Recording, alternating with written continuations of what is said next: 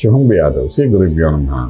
కర్కాటక రాశి వారికి ఏప్రిల్ 15వ తారీఖు నుండి 30వ తారీఖు వరకు ఏ విధంగా ఉన్న విషయాన్ని మనం ఇప్పుడు విశేషం తెలుసుకుని ప్రయత్నం చేద్దాం.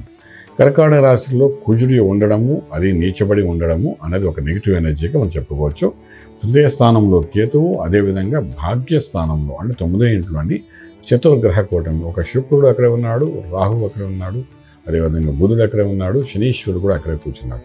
ఈ నలుగురు భాగ్యస్థానంలో ఉన్నారు. ఇవన్నిటికన్నా ముఖ్యంగా రాజ్యంలో రవి ఉచ్చస్థితిలో చాలా బాగున్నాడు, లాభస్థానంలో బృహస్పతి బాగున్నారు.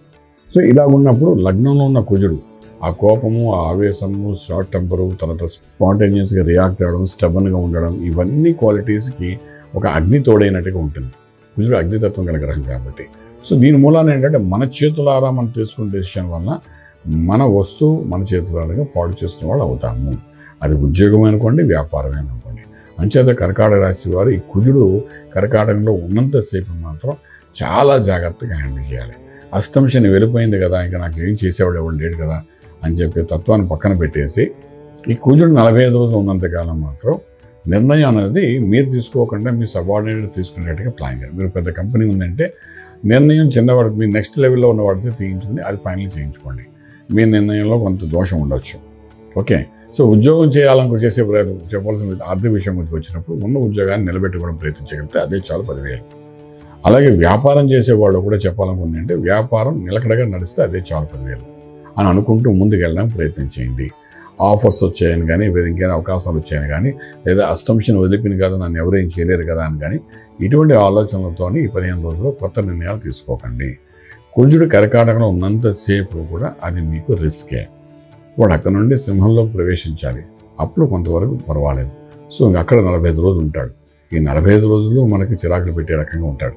సో ఈ నిర్ణయాలు తీసుకునేటప్పుడు మీ నిర్ణయం ఫైనల్ అయినప్పుడు నలుగురిలో పెట్టి అది ఓకే అయితే ముందుకు వెళ్దామని అంటారు.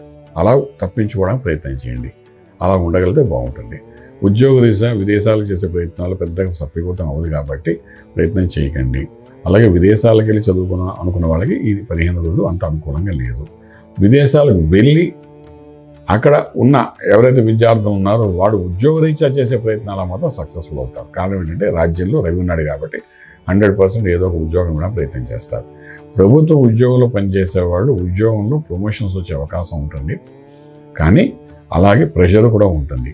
రెండు ఉంటాయి. పోలీస్ డిపార్ట్మెంట్ అనుకోండి, లేదా రాజకీయ రంగంలో ఉన్న వాళ్ళు అనుకోండి, లేదా సెంట్రల్ గవర్నమెంట్ అనుకోండి, స్టేట్ గవర్నమెంట్, బ్యాంకింగ్ సెక్టర్ అనుకోండి, వీళ్ళ అందరిలో కూడా ఒక డెవలప్మెంట్ అయితే కనబడుతుంది. దాంతోపాటు ఒక ప్రెషర్ కూడా ఉంటుంది వీళ్ళకి. ఆ ప్రెషర్ కూడా రిసీవ్ చేసుకునే పరిస్థితిలో వీళ్ళు ఉండాలి. ఓకేనా. ఇక నెక్స్ట్ ఇంపోర్ట్ ఎక్స్పోర్ట్ వ్యాపారాలు చాలా న్యూట్రల్గా ఉంటాయి. ట్రేడింగ్ చేయడానికి ఏమాత్రం అవకాశం లేదు. ప్రభుత్వ సంబంధమైన పనులు ఏమైనా ఉంటాయి, contract works, civil works, bills pass అవ్వాలి, బిల్స్ రావాలని దానికి చేసే ప్రయత్నాలను చేసుకోండి.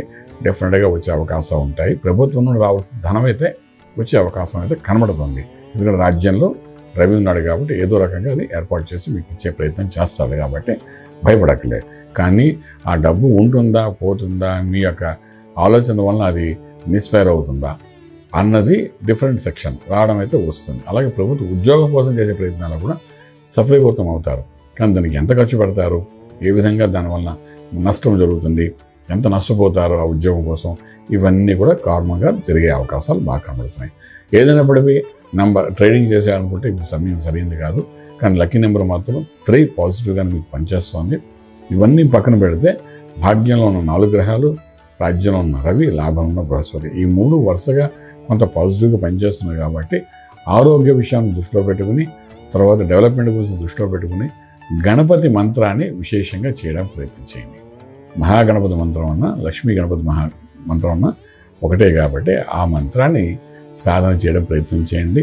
కనీసం ఒక 9,000 సార్లు కానీ 9, 18, 27, 36 అలా ఒక మాట అనుకుని ఈ 15 రోజులు చేయడం వలన స్థిరత్వం, స్థిరమైన ఆలోచనతో మీరు తీసుకున్న నిర్ణయాలకి బలం పెరుగుతుంది. కాబట్టి ఆ విధంగా చేసుకుంటారండి. కొంత దోషము పోతుంది. రాజమార్గంలో రాజ్యం కూడా పొందగలుగుతారు. శుభం వ్యాధి. పూర్తి వివరాలకు సంప్రదించండి శ్రీ వేదమాత గాయత్రి జ్యోతిష్యాలయం, Brahmasri మంతా Suryanarayana Sharma garu, Srinilayam, first floor, 101, Sai Vaibhav layout, Chitrapuri colony పక్కన, కాజాగూడ, హైదరాబాద్ 500008.